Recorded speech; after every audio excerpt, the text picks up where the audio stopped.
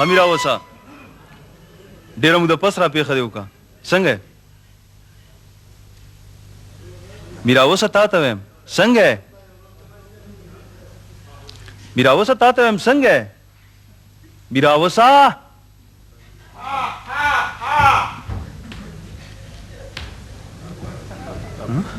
هلکه دا واده خو ما ته کړی و هلکه خو زه دا یو شي و که نه خو یا ته و یا زه که نه مونږ کې څه فرق شته څه تاسو وروڼه ښه ښه ښه دغه دی میرا اوسه ته چې خبره کوم هغه چې ما به ووایم دغه شانتې زما په ځای چې دی پولیس دې نیولي و حاجي دا دی ما چې د خلکو ته دا خپل دروغ ریښه ښکاره کړم چې دا خلک پوهېږي که نه دا دروغ یو دا ریښه دی او که نه دی ښه ته څه کار روزګار کوې یاره جي زه خو د خټو کار کوم او دی د پټو کوي ښه ښه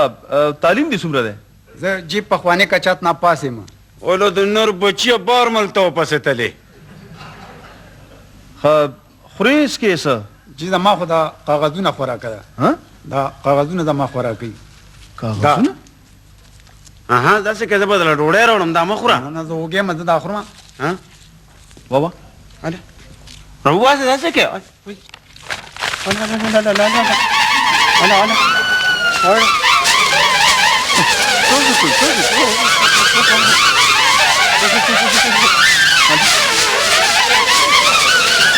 یا خلکه په لالا مې څه چلو شو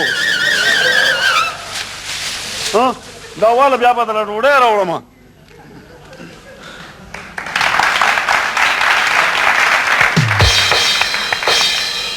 یاره دا خو په رښتیا چې ستا ورور و دا و زما هغه پوټو سټیټ ښه ځه که نه اوس میرا اوسه زمونږ خوږو مېلمنو ته څه ووایه نو لطیفې خو تاسو ډېرې اورېدلې دي او انشاءالله چې نورې به م واورئ او یو سړي د چا نه قرض پیسې اخیستې وې نو چې دغه سړي ول هغه پیسې نه ورکولې نه ورپسې راغی ګریوان یې ونیو یار ته دا پیسې ولې نه راکې هغه ورته یاره نشته را سره نو څه کې نو کله به یې راکوي مړه غنم مې کرلي دي او شپول مې ورته کړی دی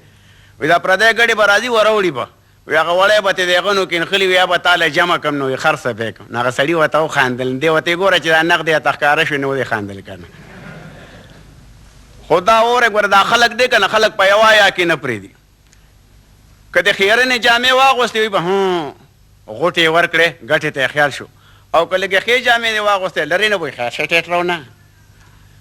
دغه شان زمونږ یو رشته داره وه هغې راته یې وایي بچې وایي زه چې کله مالدار وم نو خلکو به راته د مینې نه باجي وي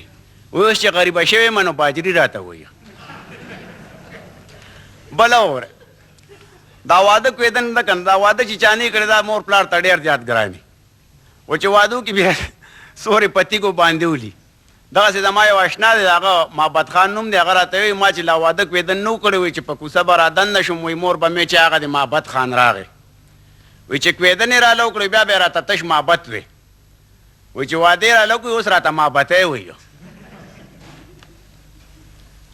او بل یو سړی و هغه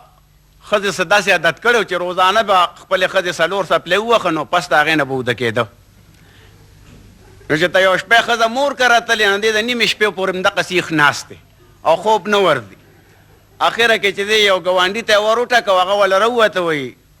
نو دې ورته ویل لکه وایي تاسو څو وروڼه یې هغه ورته وایي یاره مونږ خو څلور یو دې ورته که پنځه شی نو زما بس وکړې بس هغه ورته څپلۍ وویسته یو پنځه څپلۍ ووه نو پس د هغې نه لاړ وده شو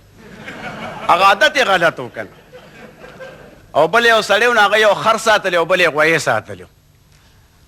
نو چې دواړو ته به یو ځای ګیا واچولو نو خر به چې دی هغه غویي له لتې ورکړې اب یې تېنا وشړو هغه ګیا به ته خر وخوړه نو هغه غویې خوار شو هغه خر ښه شو نو دی یو ملنګ له ورغی هغه ته وایي یاره باباجي وایي زما دپاره خو لږ سوال وکړه چې دا خر مې مړ شي